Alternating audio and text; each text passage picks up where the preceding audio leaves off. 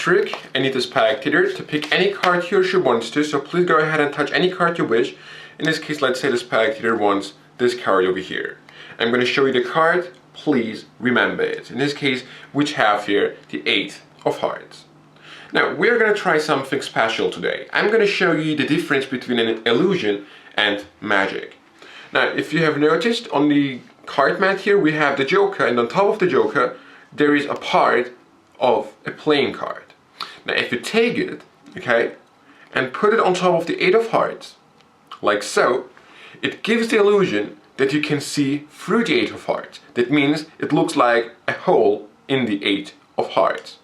But when I take the 8 of hearts and move it away, the illusion is all over, because when I wave it, you should actually see through the hole, okay? But in this case, the hole stays always the same. Now, that's the problem with an illusion. So now I'm going to show you the powerful magic. Magic is turning an illusion to reality. So if I just take the hole and give it a slightly wave like so, you can see the hole turns to reality, and there is now a real hole inside the 8 of hearts, your selected card. So here is the explanation for this effect. Now, for this effect, you need 2 8s of the same suit. In this case, I have here 2 8 of hearts, and you need a double-backed card. Now, you take one of the 8s and you cut out the angel over here with the circle. Okay, I have it right over here. This was basically a part. I just cut the circle over here. So now I have my gimmick, the 8 of hearts with a circle cut into it.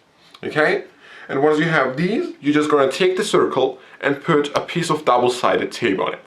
Okay, this is all the things you need. So once you have your gimmicks, you need a setup, which is very simple to do. You're gonna take the pack, put the 8 of hearts with the circle on top of it, so the hole looks towards yourself, then the double-backed card, and then the duplicate 8 of hearts on top. Now, I usually put the piece here, the circle, on top of my card case.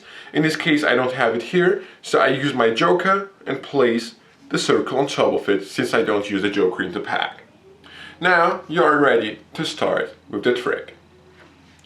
Now, the first thing you're going to do is to perform some shuffles if you want to, some false cuts. You just want to maintain the top 3 cards on top.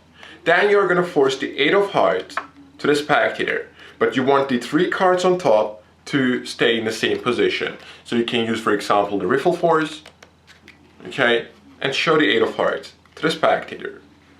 Now, as the spectator is memorizing card and as you're talking, you're gonna catch a break underneath the top 3 cards, which is actually very simple to do. I usually just riffle the cards here and catch a break underneath 3 cards.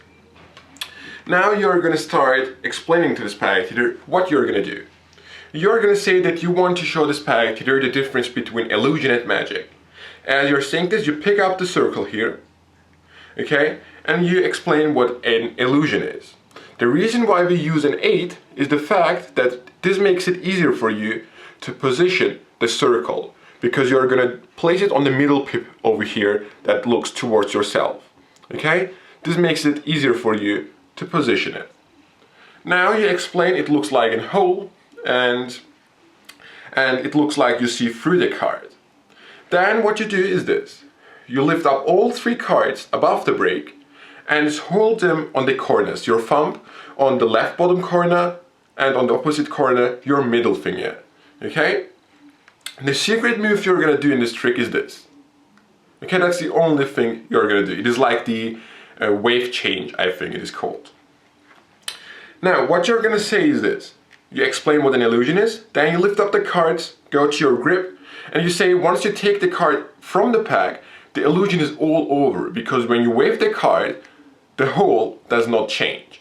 And as you're saying this, as you're waving the card on top of your card mat, you're gonna turn it around. Of course, it was too slow, so you were able to catch it, but usually I would do it quicker, so this would be invisible. Now I just switched it, okay? Once you're here, you say that this isn't a problem because an illusion has just a limited usage. Then you put it back on top of the pack and you say, now I'm going to show you what magic is. What you do is this: you show your hand empty and then go on top of the piece. Okay, it is not a piece, this is now actually a real hole. But you say now that you're going to put your hand on the hole, wave it. Okay, the magical gesture, you can snap your hands, doesn't matter, you can snap your fingers actually. And then you say, now the illusion turned to reality. I usually move the card so they can see the whole chains, the design underneath the whole chains. And then I just snap the card here and show the hole over here. Okay, this is then a powerful moment for this pack hitter. If you want to, you can give it to this pack hitter as a souvenir. Then you would have to make another 8 of hearts with a hole. And if you don't mind, you can give it or just leave it on top of the pack and you are done and you can move on with your other trick. And this is actually a trick I usually use at the end of a routine, because then I can just put it back on top. I can say, okay, I can't move on with a deck that is missing an 8 of hearts. I can put it back into the card case and move on. And that's basically it. I hope you really enjoyed it, and I'll see you next time.